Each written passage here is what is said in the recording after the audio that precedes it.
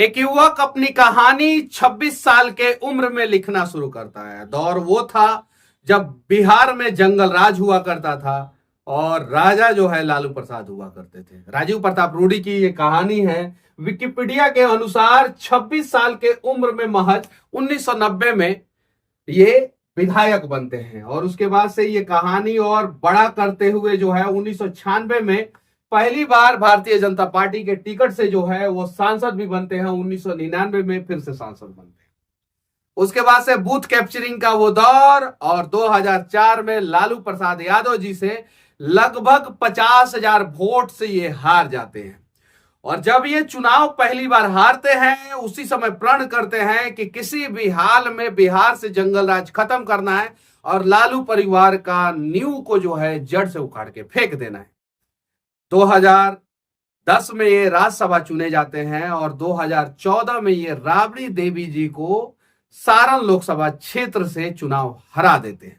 उसके बाद से 2019 में भी ये चुनाव जीतते हैं और वर्तमान समय में सांसद हैं और भारतीय जनता पार्टी के प्रत्याशी के रूप में फिर से हाथ आजमा रहे हैं। 2024 में ये फिर से अपने काम के सहारे चुनाव जीतने का प्रयास कर रहे हैं। इनका कुछ काम जो है आप सभी को देखने को मिला होगा। जैसे इन्होंने शिक्षा के क्षेत्र में इन्होंने जो काम किया था, 390 विश्वविद्यालयों के साथ उच्च शिक्षा में विस्तार, 7 IIT, 16 IIIT, 7 IIM और 15 एम्स के साथ साथ 390 विश्वविद्यालयों के साथ उच्च शिक्षा में विस्तार, रोजगार के नए अवसर के लिए 115 यूनिकॉर्न, 1 लाख से ज्यादा स्टार्टअप के साथ भारत विश्व के तीसरे सबसे बड़े स्टार्टअप इकोनॉमी के रूप में उभरा। ऐसे ही इन्होंने बहुत सारा काम किया। अपने क्षेत्र में जो है 10,000 प्लस जन औषधि केंद्रों से नागरिकों को 28,000 करोड़ की बचत, बुनियादी ढांचा जो है आयुष्मान भारत का जो है वो जो नरेंद्र मोदी जी के देखरेख में चलता है उसके बारे में, इजी ऑफ लिविंग, सुगम हुआ जीवन, उसके तहत जो है इन्होंने सामाजिक कल्याण और स्वास्थ्य सेवाएं, PM आवास योजना के तहत 4 करोड़ से अधिक शहरी और ग्रामीण घर बनाए गए। उसके बाद से नरेंद्र मोदी जी के नेतृत्व में जो है बहुत सारा विकास का काम हुआ, जो सारा डिटेल से यहाँ पे है। इन विकास के बारे में जो है विपक्ष कभी चर्चा भी नहीं करना चाहता है, क्योंकि विपक्ष को पता है कि भारतीय जनता पार्टी और नरेंद्र मोदी जी के नेतृत्व में कैसे विकास हुआ। 2014 के पहले सारण के लोगों को चलने के लिए सड़कों का सुविधा तक नहीं था। क्यों नहीं था? क्योंकि लालू जी का जंगल राज हुआ करता था और वहां पे उनके पार्टी के जो है सांसद हुआ करते थे। और जंगल राज के दौरान लालू जी की एक कहावत भी आप लोगों को सुनाई दिया होगा कि अगर सड़क बना देंगे तो गाड़ी वाला आके जो है एक्सीडेंट कर देगा। इसीलिए जो है अखबारों में छपता था कि बिहार में खड्डे में सड़क है या सड़क में खड्डा है, समझ में। लालू परिवार ने सारण के लिए कुछ नहीं किया, लेकिन राजीव प्रताप रूडी जी ने सारण के लिए क्या किया वो मैं आप लोगों को बताने जा रहा हूं। एक छोटा सा काम मैं दिखाने जा रहा हूं कि एक सांसद अगर दृढ़ इच्छा शक्ति ठान लेता है तो कैसे लोगों का जीवन बदल देता है। हालांकि काम तो बहुत सारा है, लेकिन मैं यही काम दिखाने जा रहा हूं कि मनोज राय, जिनका मोबाइल नंबर है यहाँ पे और गरखा सारण के रहने वाले हैं, 18 साल की उम्र में पोलियो रोग से ग्रसित थे, हाथ पैर दोनों काम नहीं कर रहा था। इनका मदद जो है इन्होंने मुख्यमंत्री राहत कोष से विशेष परिस्थिति में 3,60,000 रुपया का अनुदान कराया।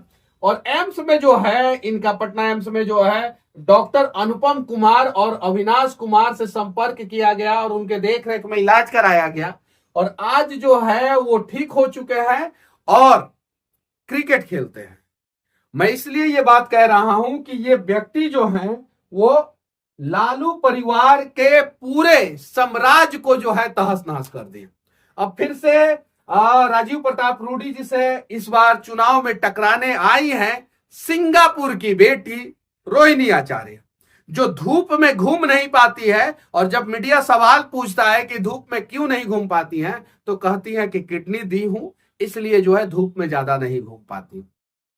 जरा सोचिए, अगर लालू प्रसाद यादव परिवार की बेटी अगर रोहिणी आचार्य नहीं होती तो क्या उन्हें टिकट दिया जाता? नहीं दिया जाता। और लालू प्रसाद जी के पूरे फैमिली को जो है ना, जरा सोचिए, अगर रोहिणी आचार्य लालू प्रसाद यादव के परिवार की नहीं होती तो क्या उन्हें टिकट दिया जाता? और लालू प्रसाद यादव के पूरे साम्राज्य को जो है जड़ से उखाड़ने वाले ये व्यक्ति जो है राजीव प्रताप रूडी, जिन्होंने छपरा अपने संसदीय क्षेत्र में अनेकों काम कराया।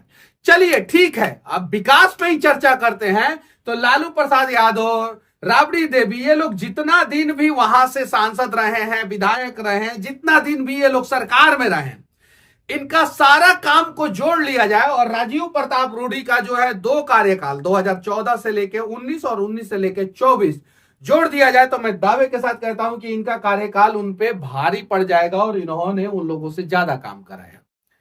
तो अब जो है ललटेन का तो युग रहा नहीं, एलईडी का युग है। ललटेन का पूरा शीशा उसा सब फूट गया है और तेल ओल तो है नहीं, किरोसिन तेल की जरूरत है नहीं। अब तो सब उज्ज्वला योजना के तहत जो है काम हो रहा है।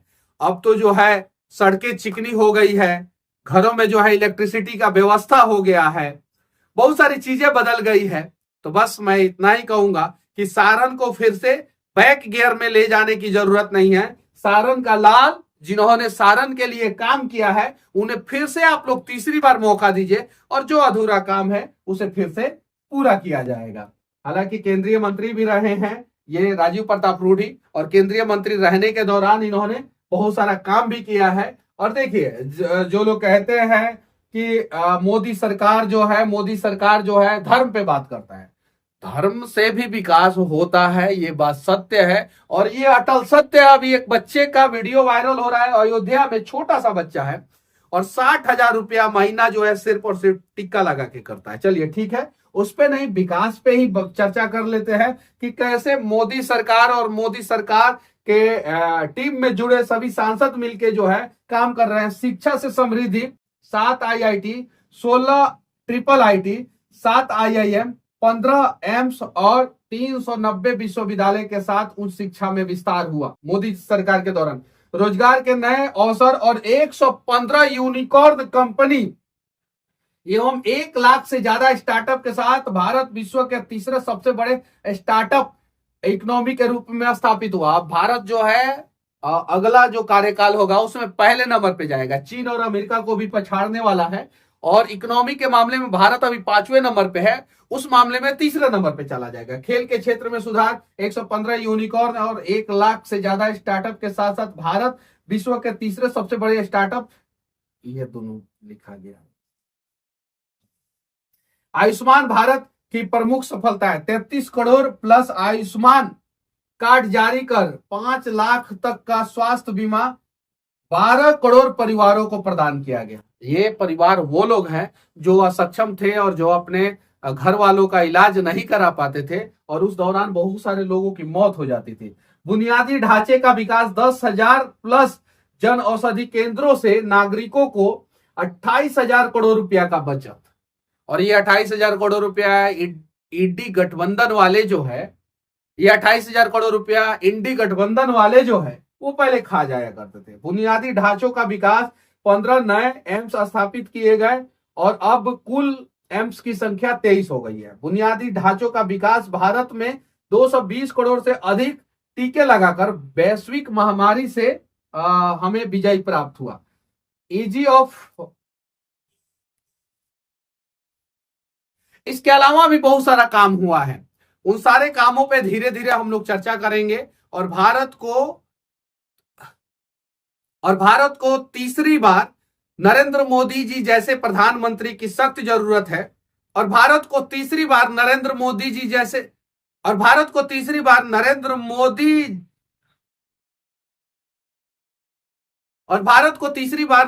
मोदी प्रधानमंत्री के रूप में सख्त, और भारत में फिर से तीसरी बार नरेंद्र मोदी जी प्रधानमंत्री बनने वाले हैं।